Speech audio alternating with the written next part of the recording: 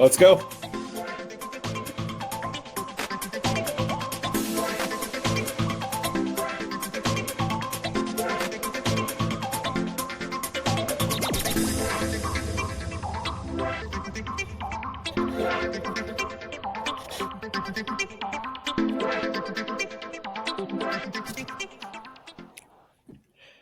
Good morning, everybody. Welcome to all of our users that have joined and folks that may not be familiar with Zerve yet. We've got some exciting stuff to announce today about some developments that have happened here in the product. And I'm joined today by the other co-founders of Zerve. I've got Philly, our CEO, fearless leader. Say hi. Hello, hello.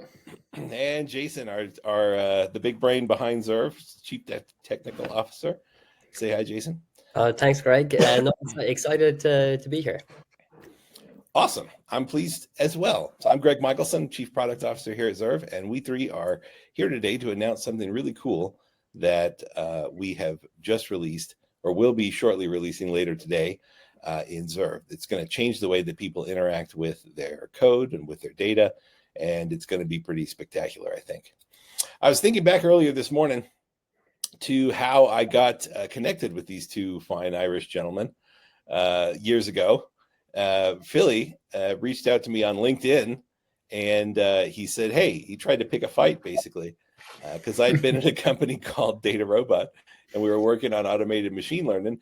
And we both, Philly and Jason and I, had all been kind of working with this problem where data scientists didn't really have the tools that they needed to tackle the problems that they were trying to solve. And we were coming at it sort of from different ends. But when we put sort of all three of us together, kind of the magic happened. And I think we've created something really spectacular that's just getting better as we continue developing.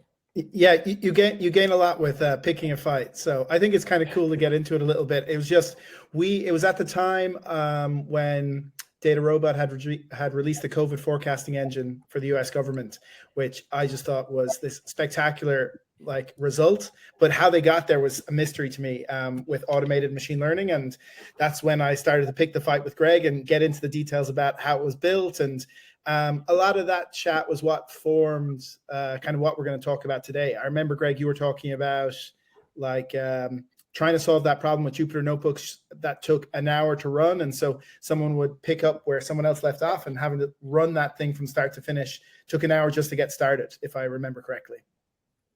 Yeah, it was a wild time. We were working on simulations for predicting where to target folks for recruitment into the vaccine trials. And we were working on a simulation that was based in Jupyter Notebooks. We were trying to move super fast. And so we didn't have time to get all the infrastructure and stuff set up. So we were just working in Jupyter Notebooks. And notebooks turned out to be pretty good tools for what we were trying to do, because they give you the ability to interact and iterate really rapidly, to write some code and then run it and then see the results and be able to kind of really quickly iterate. But there were quite a few shortfalls, lots of shortcomings when it came to making that actually work. One of them in particular was not really being able to collaborate, because it's pretty challenging to use notebooks with a team, just because of dependency issues and code version control and all those kinds of issues that you see with notebooks. And you guys were seeing the same thing, right, Philly? Yeah, it was wild to us. So speaking to you was like vindication at the time. It was obviously the middle of COVID as well. So Jason and I were working on problems, and we were in our separate places in rural Ireland, and we were looking at these big companies that have raised a lot of money and thinking, oh, we must be missing something. There's no way, that these guys are working with technology like that. They must be more advanced than we are. And so from where we were sitting, it seemed like, how is this not a solved problem? How had the world gone to Google Docs and everything else? How could you not have something that would work for me sitting in Ireland and you sitting in Nevada that would work between us? It seemed like it had to be a solved problem, but when you saw such a large scale project working off those frailties, I think that's what made me say, okay, Greg, you need to get on a flight. I'll meet you in Keogh's in South Anne Street in Dublin. We have to have a few pints to talk about how to solve the problem. And what kind of added to that then eventually was I was lucky enough to recruit our head of engineering, who I previously worked with, really smart guy, Mike. And I remember you guys, because I'm late to the data world, I remember you guys explaining to Mike how notebooks work and how you can make 1 + 1 = 7, and him basically saying there's no way that could be how it works. There's no way that this whole industry is based off of that. And of course, there's exceptionally amazing things about notebooks and what they're good for. And we got pushback initially to say, I want to do my exploration there, and I'm happy that it's messy, and I'm happy that things don't work. When I move to production, that's a separate thing, and that's totally cool. People can have their own processes. But there was still no reason why it couldn't be a solved problem. And so I guess, yeah, after the pints in South Anne Street, a few days later, we were in a different office in Leeson Street in Dublin, where we wrote the initial parts of our new architecture that could give you stability without, breaking things. So that it was impossible to go 1 + 1 = 7, but still have all the exploratory capabilities you wanted. And like, yeah, I reiterate, it's not that you have to go, okay, Zerve is about getting to production. It's not about that. You don't need to change your process, but just to get all the benefits and great things out of notebooks doesn't mean you should lose how you might progress that project and how it might actually make an impact. And yeah, it felt like a problem really worth solving, that you could increase or elevate the impact of data by doing and solving this problem. And we had pushback about how big a problem it was to solve, but I'm glad we solved it. Yeah. Jason, for the folks that may not know what Philly's talking about with the 1 + 1 = 7 thing, we're super close to this, but can you kind of break down what were the specific things that were problems and how we kind of initially overcame them to come up with Zerve as it existed yesterday? Yeah, of course. So so I guess we'll take an assumption that people know what Jupyter notebooks are. So it's a notebook that you can write code, and it's very interactive. So you can write some code, like a couple of lines, you can run it, you see the results. If they look like you want them to look, you can move on to the next cell, which is your next couple of lines of code that you can execute it. And effectively, while you're doing this, all of the results that are being produced get saved in memory. So you're updating it like live. So it's very reactive. It's really good for kind of like seeing small changes to your code. So you can kind of see things live. And that's why people like it. So it's a really quick way to iterate on code. It can be very visual because you've got your code and then you've got the results directly underneath it. But some of the challenges with it is that because it is like interactive and you're like in full control of like when you run a cell, and there is no order to it effectively, so it doesn't run top to bottom.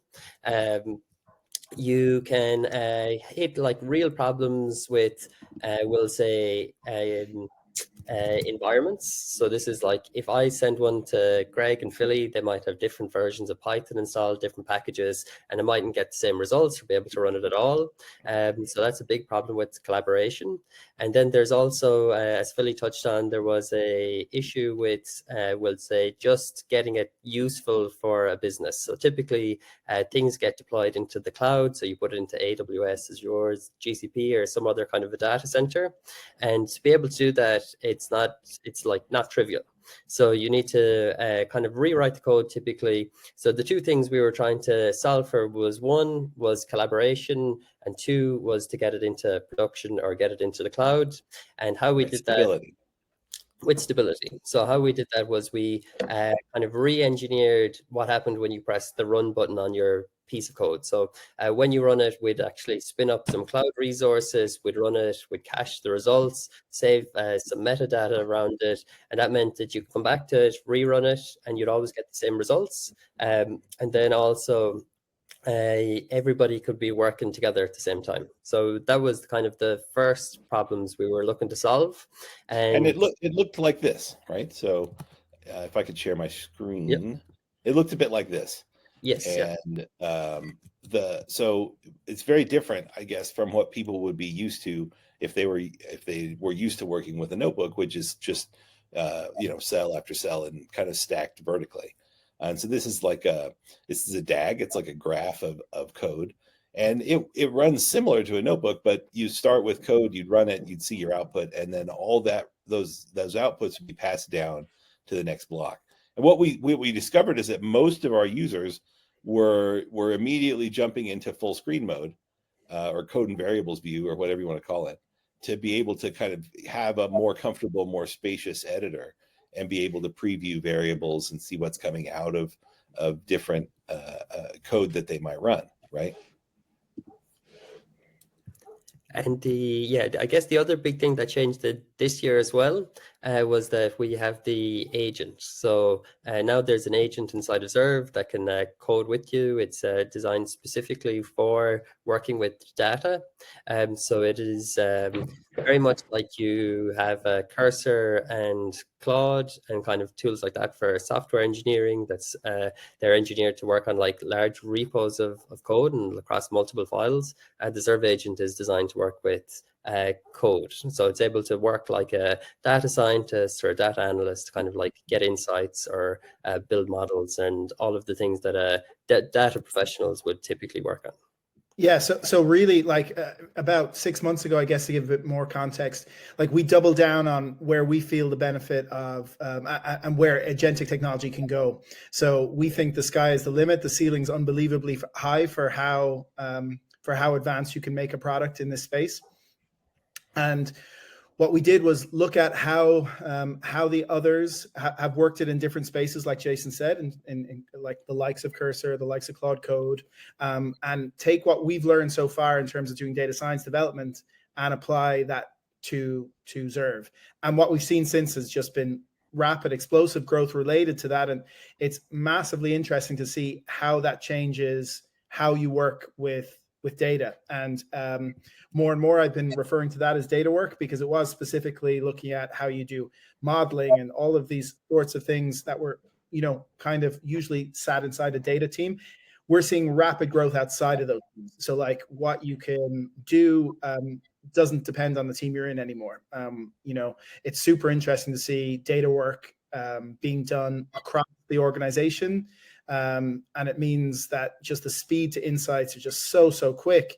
And what we've coupled that with is then the familiarity of what experts we're used to now. So like, as we're getting into what we're releasing today, we're releasing notebooks, which bring that familiarity. So if you're coupling an agent made specifically for data science with a view and an interface that's proven to be the most effective way of working with data, you get something really powerful. And that's why we're so excited to be launching that today and getting into it today.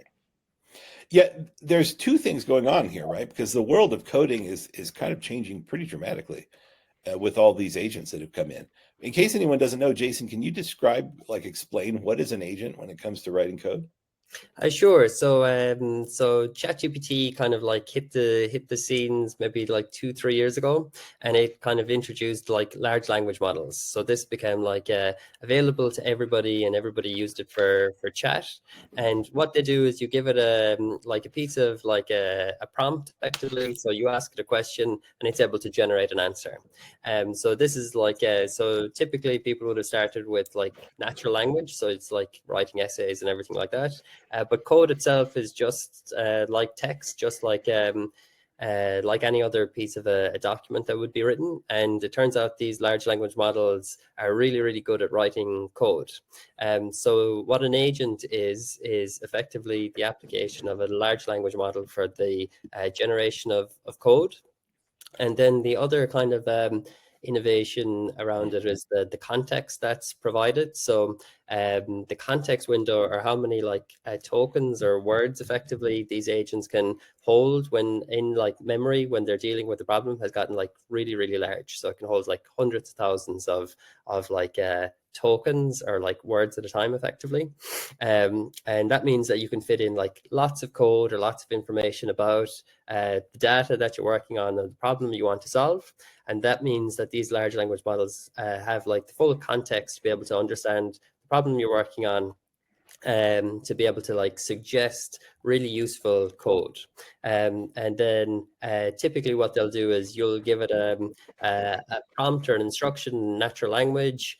It'll tell you what it's going to do, and then it'll go and execute it. You can see the code that it's written, and then you can like approve, edit or like ask it to make some edits. So it's like really is like a kind of a co-worker with you, kind of like writing code, and it can do it at like phenomenal speeds, and you can have Yeah. multiple ones working at the same time, I guess, is the other kind of like big multiplier. The context is important. So last night I was making dinner, and I wanted something easy, so I asked for some ideas for easy dinners that kids might like. And the 7th option it gave me was Korean beef bowls. And so I was like, okay, let's do number 7. And it gave me a recipe for Korean beef bowls. And then I said, well, I need a shopping list. And by the way, put the shopping list in the same order as the stuff in the store, so I could just walk through the store and get it. And then don't put section headings. And so I kept kind of going on, building on that conversation. And what's happening behind the scenes there, just like in Zerve, is that the context that the agent is aware of, or that the large language model sees, is growing. Like at the beginning, it didn't know I was making Korean beef bowls. But as I kept asking questions, it remembered what we talked about. And Zerve does the same thing, right? So it's going to be able to see the data that you have uploaded. It's going to be able to see the databases you're connected to, the previous code that you've written, the other output that you've seen. Just like in that Korean beef dish, your project is like that conversation that we had, right? Exactly. And the one extra thing is probably as well that it can take actions. So it's like that it's able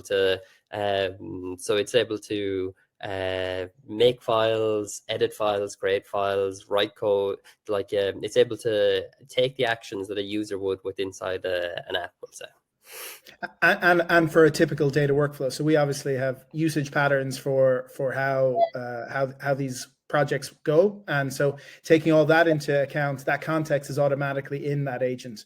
So it's not like that needs to be re-explained. You're coming in and saying, it could be something like, let's see, is there any interesting insights in my file? And that's very broad to an agent that's not made specifically for doing data work, but not very broad to something like Zerve, where it both has the context and then crucially the environment in order to be able to run that. So run the code, see the results, keep adding, like you said, adding the context like your list, Greg, but instead it's adding each set of results back in. The environment's very important there because you're getting something that can run code, retain results, and be able to build that context to get those insights super fast. So it'd be like if I had the Tesla Optimus robot to make my Korean beef bowl. Yeah. Which, by the way, I'm going to have the moment it's available. Exactly.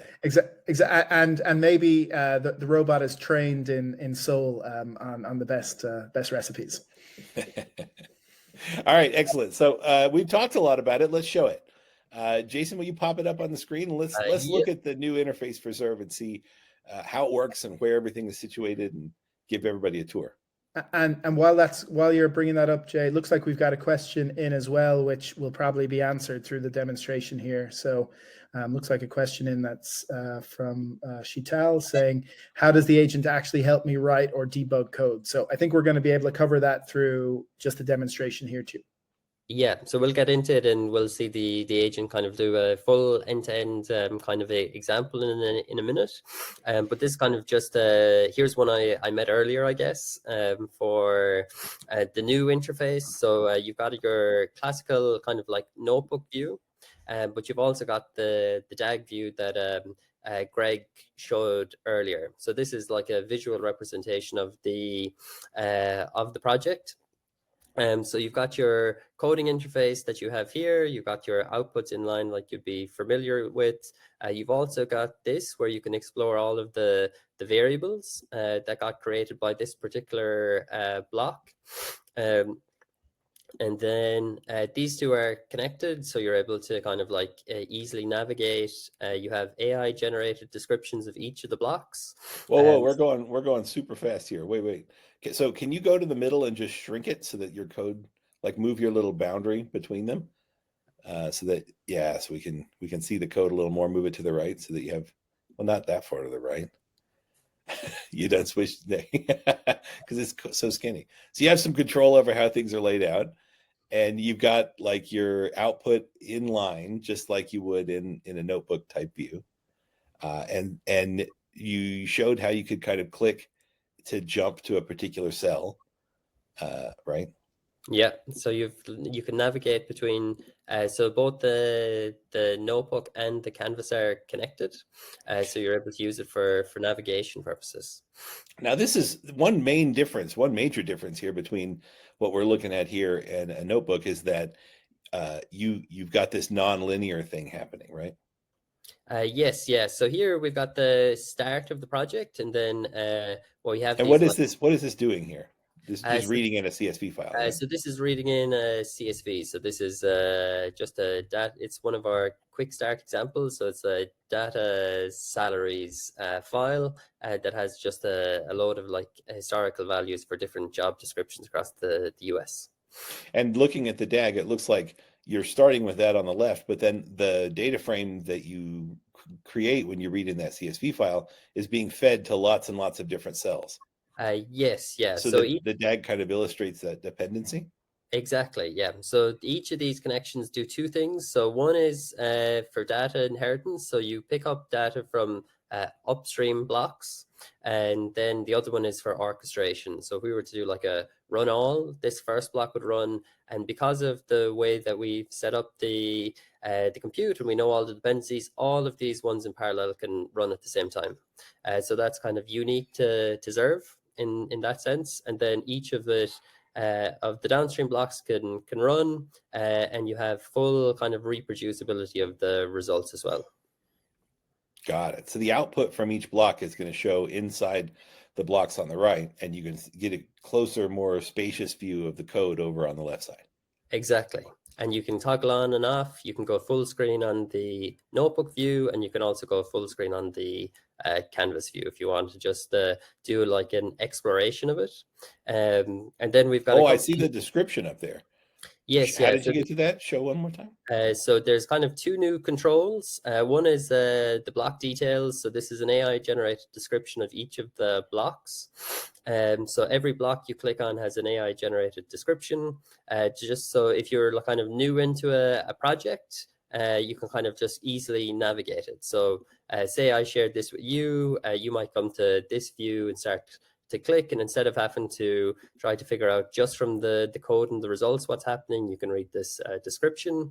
And then the other thing as well is that there's the gallery. So a lot of the time it's the images that you're kind of like interested in, so you can kind of quickly come here, you can look at it, read a description of like what the image is, and then you can go to the cell if you want. So it's just a kind of a easy way to navigate across all of your different kind of like pieces in your project. Got it. That's fascinating. And now on the far right side, what's going on over there? Over here, this is our agent. So what I'll do is I'll jump into a different, just to start from scratch. So this is your empty state. So what we'll do just to answer the question from like how to use the agent to code. We're still seeing the old one. Have you jumped into a new one yet? Oh, sorry. Might need to stop and start sharing again. Has it switched to the new tab? There it is. There it is. We see it now. So what we'll do is we have a couple of quick start options. So we can connect to a database. If we wanted, we could upload a file. We can import an existing notebook and it'll like pre-populate it.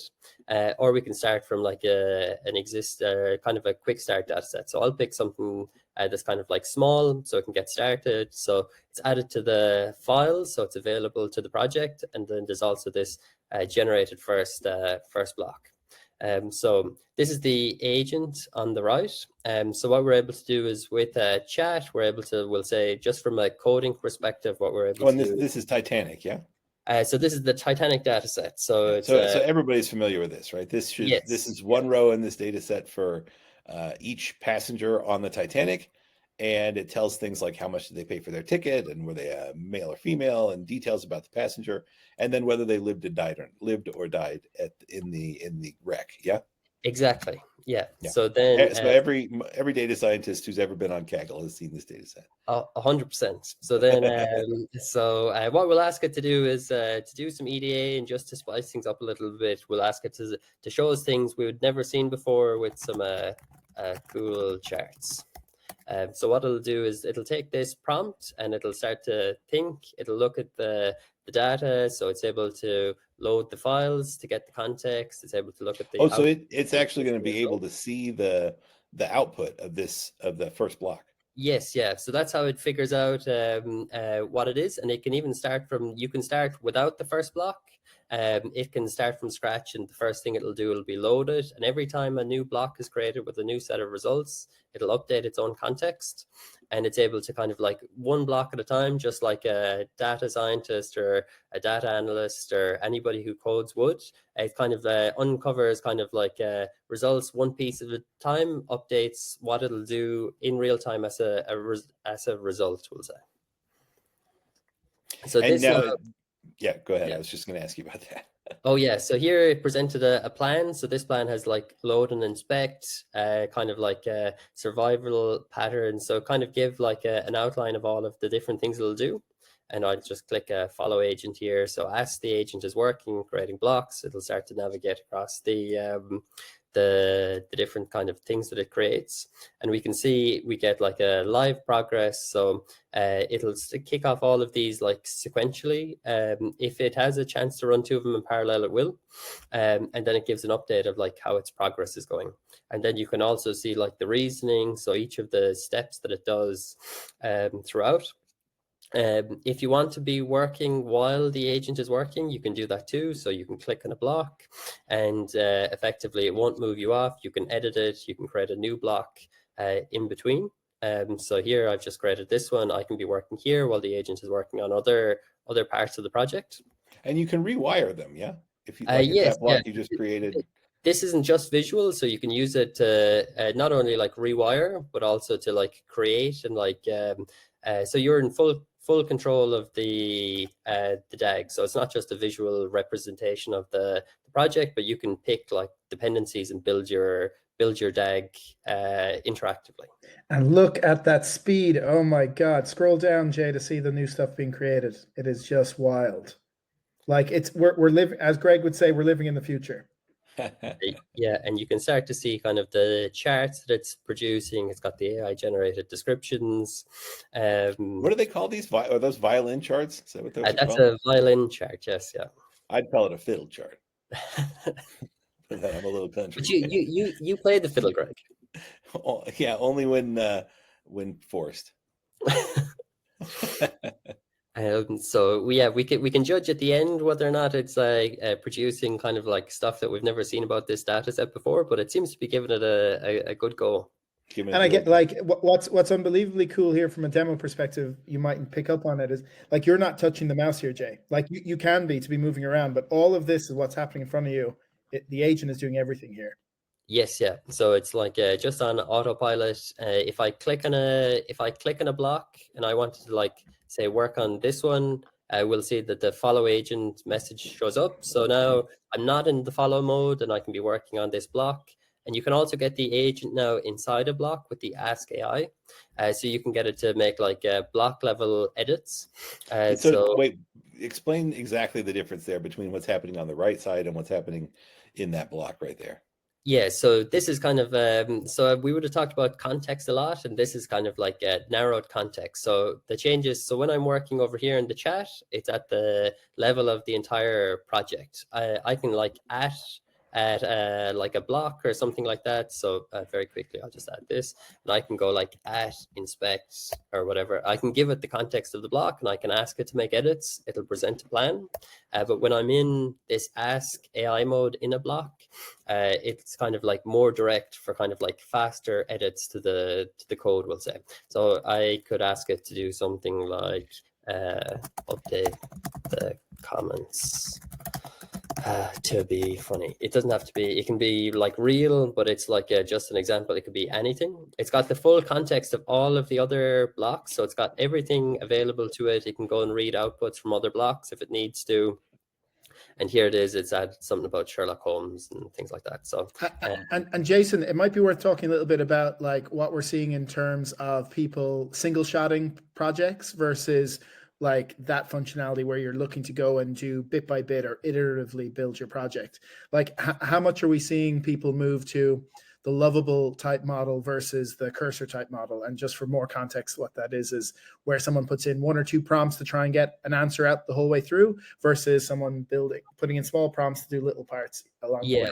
I think it depends on the stage of your project and maturity. So there is a lot of like 1 to like few shot kind of like prompts to do like, so if you're doing like analysis or something like broader, you want to try out like multiple different kind of like modeling techniques or something like that, like using the agent here is definitely the way to go, and it's the way that most people do it. If I wanted to do something like make a very specific change to like the colors or like some like extra annotations on a chart, or like a specific kind of like limit this to only get like 1,000 kind of like rows of data instead of 10,000, that's kind of when people start to use this instead. So it's kind of, if you have small refinements to an existing block, that's typically when you kind of go for this mode. Now, when you finish this, if you want to do some production action like scheduling or deployment or something like that, can you walk us through how that works? Oh, sure. So scheduling is like super easy. So you have a different kind of like options. So you can go daily, weekly, monthly. Custom gives you like cron job if you're kind of want to, but we could set this up to run. If you're a nerd and you can actually understand cron. Yeah. I know a few of them, but it's like I'm not an expert. So we could set this up to run. We can turn on email notifications about it, and that's it. So the version of the notebook at the time of scheduling is now running. So that's effectively all you need to do that. To add a deployment, you're only like a click away. You can add APIs and apps. You can do DNSs. And there's a cool thing here. So it sets you up with the initial thing, but you could do something like turn my notebook into an app. And depends on how big it is. It might like cook for like 30 seconds or so, but it should come back with like a full Streamlit app referencing all of the variables that are interesting. You can set up like multiple pages, everything like that. So it's like and I guess like tying into some of the earlier stuff we built. So cloud, DevOps, all that stuff built. So all of that's already wired in here. So if you have an application, it's in your cloud, it's hosted, all of those things, right, Jay? Yes, yeah. And the other thing actually that is like new to Zerve is these reusable environments. So you can set up a set of like packages once. So you can have one for like your app deployments, and then for like model trainings. And then when you come here, you can just pick the one that matches the type of like app or API that you're deploying. So the geospatial one is super useful when you're mapping and things like that. I used that just the other day. But you can create your own, right? You can create your own. So yeah, you just start, you can create new, and I can go like new, and then you can just add whatever packages you want, and then you can use this across any of your other projects. So it's like super simple to do. Like so here's our all of our code for our app. So what we're able to do then is accept it, and we're just a click away from a deployment then. Nice. And I think the other thing to kind of talk a little bit about is just there is kind of a change of process when you've got this when developing code is this simple or this quick. Like we've seen people just doing a level of analysis that is far deeper than they would have if they had to code this stuff manually. Just there's no end in the amount of features you could add when trying to do model training or anything like that. Not sure, Greg or Jay, if you want to chat a bit more about actually changing your own processes because you have these sorts of tools to work with. Oh yeah, I find that I do more analysis now than I would have maybe in like a year ago because of the agent, because it's like you don't have to make such a commitment to be able to see if an idea will work or not. Yeah, just the ability to kind of like quickly do it. You can kind of go deeper. It'll do a much better job on things like visualizations than a person would, because like typically speaking, it's like a lot of effort to write the code to make these things like look decent. So yeah, I would have found that it's like I'm doing more data work now than I was anytime over the last couple of years as a result of having the agent. And trying stuff that I know I don't know how to do, but I'm conceptually familiar with. I find that myself doing that a lot. like my son the other day asked me about, he was doing some 3D modeling because he's into 3D printing. And he was like, Dad, I'm having trouble getting these edges rounded over in a specific way. And I was like, yeah, I can help with that. No problem. So I took his file and put it in Zerve and said, hey, I need to round these edges over, give it a go. And it did. It was remarkable. So just knowing about, like, conceptually, like if you know what Shap values are, or if you know what multicollinearity is, or whatever, like if you're familiar with the concepts, you can type it in and it'll give you the code and the implementation for it in a way that is, super useful and kind of magical. So I find myself doing a lot more stuff. Than before. Definitely. And this is actually just I'll stop sharing in a second, but this is just one of the galleries. So we have a gallery that people can publish to the community, and this is so I'm like I like sports, and this is like so this is cricket. So this is the IPL. Oh, you got to switch. We can't see switch. Sorry, one sec. So share. Can you see it now? So it's just. Oh yeah, there it is. Yeah. This is so I'll what have just you done? Wow. so this isn't this is one of like the Zerve community galleries or from the gallery, but it's like a deep analysis of like all of the different cricketers for picking their fantasy league players. So it's kind of done a very deep analysis of like all of the different like players. So I just went in and so I have view access because it's fantasy cricket, you Europeans. Oh yeah. Well, I think it goes beyond Europe Indian, for cricket. Yeah, it's Asian. Yeah. So then it kind of you can then go in and ask the agent. So this is like a big project. You can get the block level descriptions, but you can just say like what's happening here, and then like what are the top players, and like the agent is able to like get all the context and give you a quick answer. But it was a cool project to see on the community. Now we better take a few questions, I'd say. There seems to be a number that have came in. Yeah, so Rocky Hickey 23 says, how is this different from Jupyter or Google Colab? I'll take a swing at it and then maybe you guys give a go.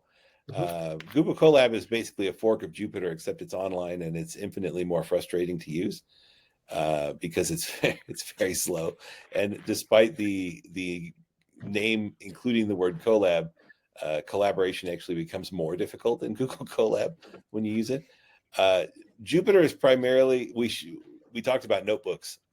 Notebooks, when you say notebooks, it's pretty synonymous with Jupyter in a lot of cases.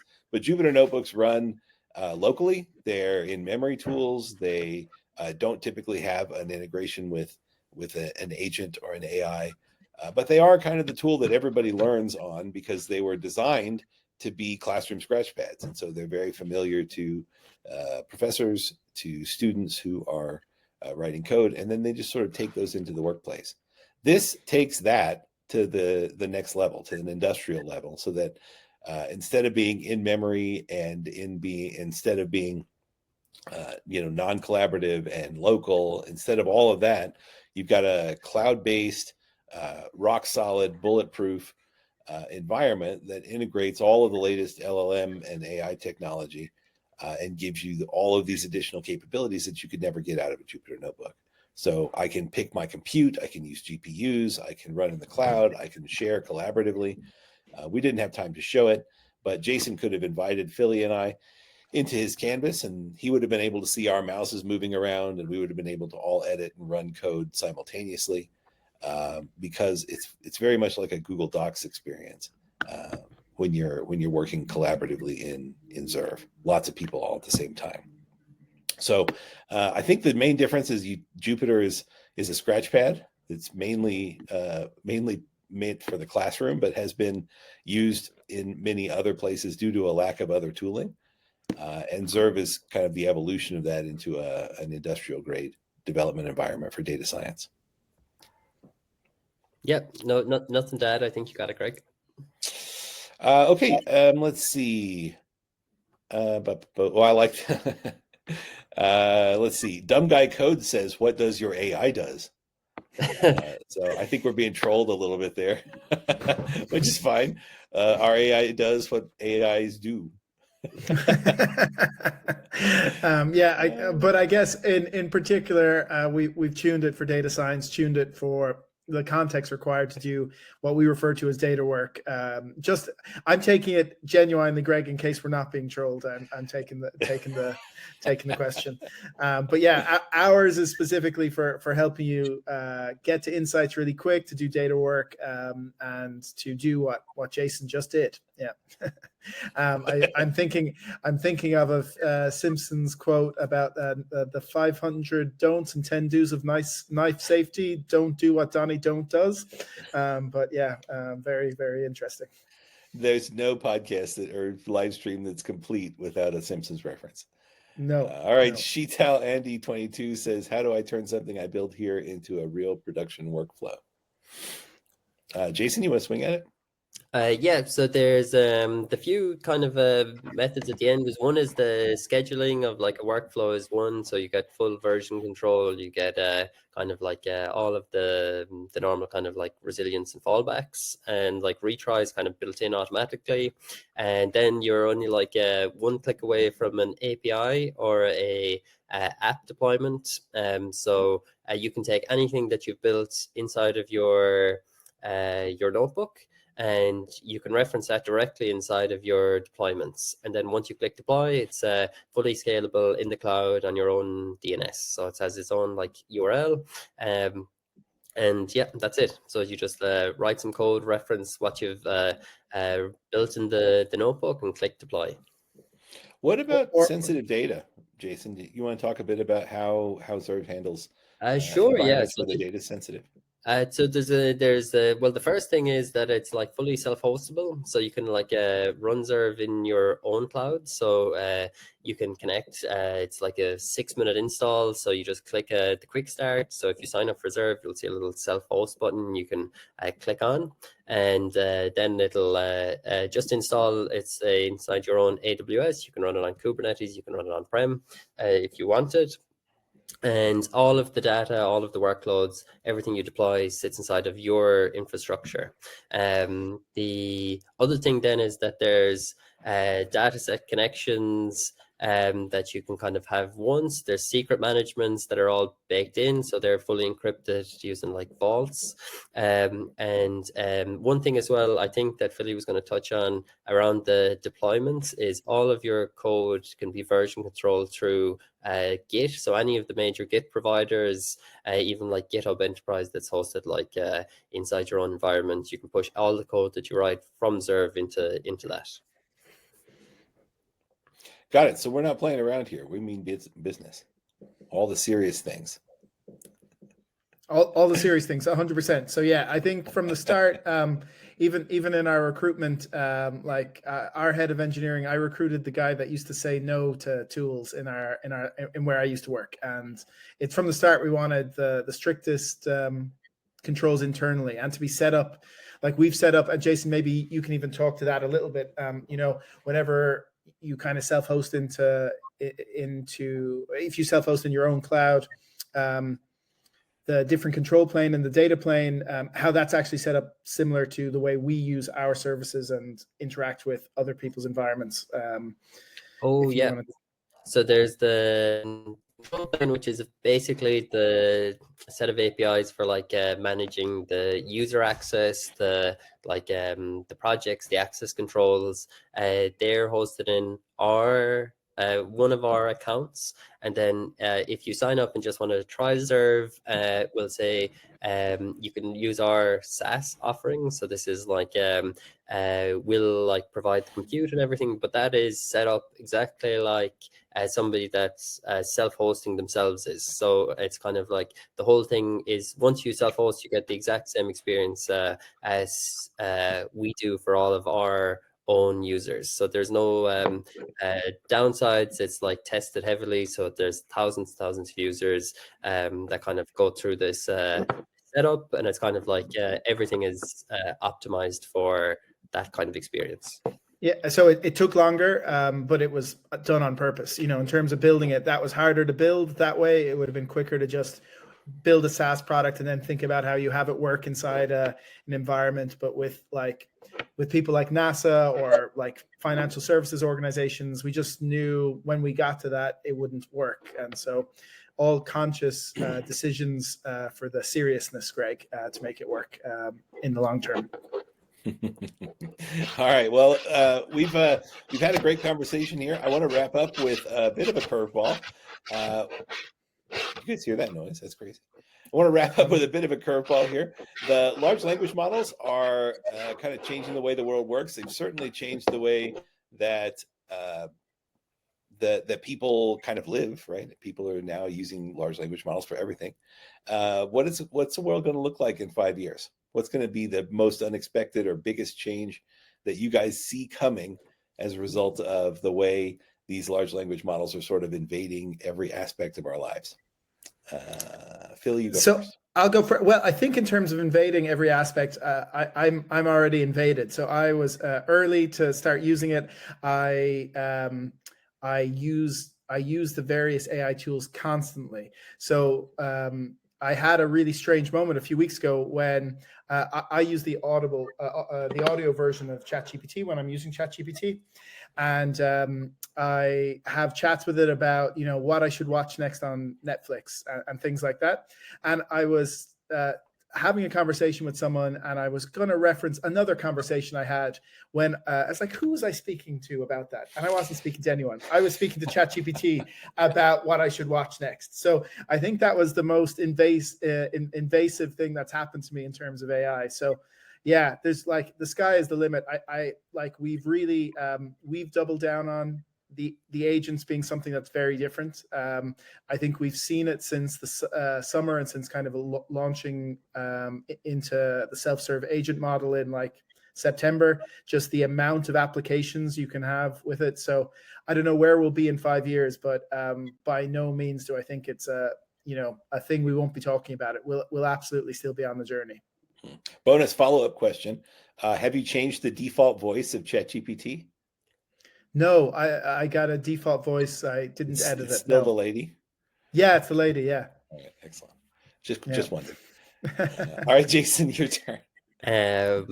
I think probably where they're at the minute is that they're still somewhat reactive. So you instruct and then they do. There isn't much yet in terms of like proactiveness, and I can see that kind of like being something that changes. So kind of like something happens, all the devices are like interconnected, and then like it's already taken an action and it just tells you that it's done it, more so than I can see even in the world of like a data pipeline. If a pipeline fails, that it doesn't, you don't go and tell it that there's a problem. It goes and fixes it and tells you it fixed it. Things like that. The interfaces I think will change as well. If you trust them more and more, you have to see less and less of the underlying workings and things like that. So there'll be like higher levels, and kind of like you start with a kind of like a high level kind of just like, what did you do, or like what's the outcome, and then you can drill down. So I think even in coding it'll change. It's changing, I think. But Bob Benedict from LinkedIn says, in 5 years, demos like this would be done by AI, including Q&A, and the audience would be AI representatives of companies that create summaries to suggest next steps. Also, nice job today. So yeah, it's probably true. Even our Q&A sessions will be automated. We should get Bob on an advisory board. He's got good. He's got the vision. Yeah. Well, just to wrap us up, I don't know what the next 5 years will look like, but I can guarantee that in the next 5 years, I'm going to have a Tesla robot in my living room. I told my wife this, and she said, "Well, you may not have a wife in your living room if you get one of the Optimus robots." And I'm still not sure which one I want more. So. But all right, in closing, I just want to invite everybody that's listening, go on to app.zerve.ai, sign up. It's free to use. You get a free account. You get lots of credits, plenty to use to get you started. Give it a spin. It's a great application that will undoubtedly increase your productivity. And thank you all for joining us, and we'll catch you next time. Signing off. Awesome.